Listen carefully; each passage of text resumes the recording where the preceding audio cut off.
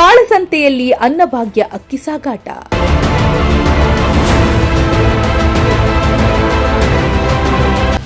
ಅಕ್ಕಿ ಸಾಗಾಟ ಮಾಡುತ್ತಿದ್ದ ವಾಹನದ ಮೇಲೆ ರೇಡ್.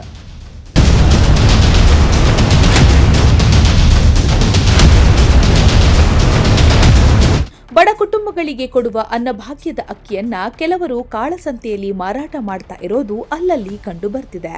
ಬಡ ಕುಟುಂಬಗಳಿಗೆ ಉಚಿತವಾಗಿ ವಿತರಿಸಲಾಗುವ ಅಕ್ಕಿಯನ್ನ ಅಕ್ರಮವಾಗಿ ಸಂಗ್ರಹಿಸಿ ಸಾಗಣೆ ಮಾಡಲಾಗುತ್ತಿದೆ ಎಂದು ಶ್ರೀರಾಮ ಸೇನೆ ಖಚಿತ ಮಾಹಿತಿ ನೀಡಿತ್ತು. ಖಚಿತ ಮಾಹಿತಿ ಮೇರೆಗೆ ಆಹಾರ ಮತ್ತು ನಾಗರಿಕ ಸರಬರಾಜು ಇಲಾಖೆ ಅಧಿಕಾರಿಗಳು ನಡೆಸಿದ ದಾಳಿಯಲ್ಲಿ ಸುಮಾರು 85 ಚೀಲ ಅಕ್ಕಿ ಹಾಗೂ ಪಿಕಪ್ ವಾಹನಗಳನ್ನು ವಶಕ್ಕೆ ಪಡೆದುಕೊಳ್ಳಲಾಗಿದೆ. ಈ ಘಟನೆ ಹಾಸನ ತಾಲೂಕಿನ ಶಾಂತಿಗ್ರಾಮ ಹೋಬಳಿಯಲ್ಲಿ ನಡೆದಿದೆ. ಸದ್ಯ ಪ್ರಕರಣದ ತನಿಖೆಯನ್ನ ಪೊಲೀಸರು ಮುಂದುವರೆಸಿದ್ದು, ಅಕ್ಕಿ ಎಲ್ಲಿಂದ ಸಂಗ್ರಹಿಸಲಾಯಿತು, ಯಾರಿಗೆ ಸಾಗಿಸಲಾಗ್ತಿತ್ತು ಹಾಗೂ ಇದರ ಹಿಂದೆ ಸಂಘಟಿತ ಜಾಲವಿದೆಯೇ ಎಂಬ ಬಗ್ಗೆ ಅಧಿಕಾರಿಗಳು ಮಾಹಿತಿ ಕಲೆ ಹಾಕ್ತಿದ್ದಾರೆ.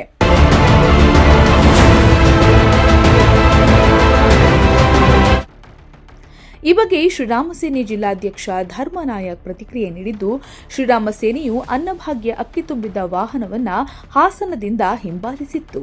ಶಾಂತಿಗ್ರಾಮದ ಬಳಿ ವಾಹನವನ್ನ ತಡೆಹಿಡಿಯಲಾಗಿದ್ದು, ಅಧಿಕಾರಿಗಳ ಪರಿಶೀಲನೆಯ ವೇಳೆ ಚೀಲದಲ್ಲಿರುವ ಅಕ್ಕಿಯು ಅನ್ನಭಾಗ್ಯ ಅಕ್ಕಿಯಂತೆಯೇ ಮೇಲ್ನೋಟಕ್ಕೆ ಕಂಡುಬಂದಿದ್ದು, ಅದರಲ್ಲಿ ಸಾರವರ್ಧಕ ಅಕ್ಕಿಯ ಮಿಶ್ರಣವೂ ಇರುವ ಲಕ್ಷಣಗಳು ಕಂಡುಬಂದಿವೆ ಎಂದು ದೂರಿನಲ್ಲಿ ಉಲ್ಲೇಖಿಸಿದ್ದಾರೆ ಎಂದರು. ನಮಸ್ಕಾರ. ಶ್ರೀರಾಮ ಸೇನೆ ಜಿಲ್ಲಾಧ್ಯಕ್ಷ ಧರ್ಮನಾಯಕ್ ಅಂತ. ಇವತ್ತು ಏನು ಶ್ರೀರಾಮ ಸೇನೆ ಸಂಘಟನಾತ್ಮಕವಾಗಿ ಒಂದು ಮಾಹಿತಿ ಮೇರೆಗೆ ಒಂದು ಕಾಲ್ ಬಂದಿತ್ತು.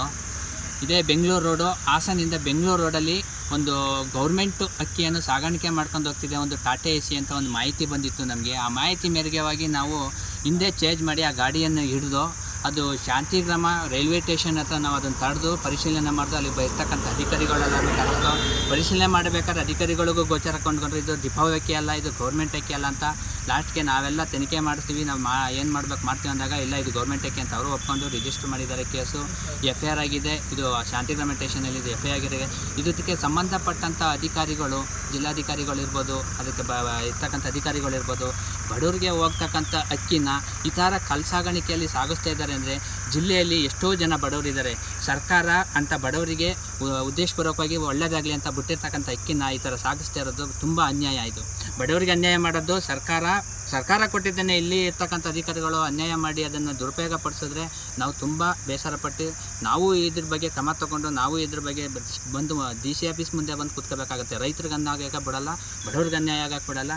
ಇದನ್ನು ಖಂಡಿಸ್ತಾ ಇದ್ದೀವಿ. ನಾವು ಇದರ ಮಾಹಿತಿಗಳು ಇನ್ನೊಂದು ಸಲ ಏನಾದರೂ ಸಿಗಾಕೊಂಡ್ರೆ ನಾವು ತುಂಬ ಇದರಿಂದ ನಾವು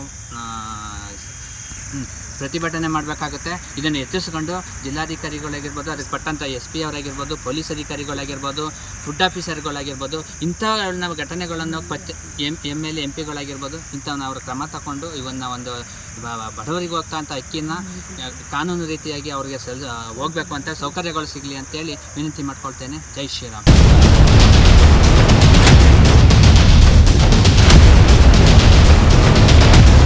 MD ನಾಸಿರ್, ಪ್ರಜಾಶಕ್ತಿ TV, ಅರಸೀಕೆರೆ.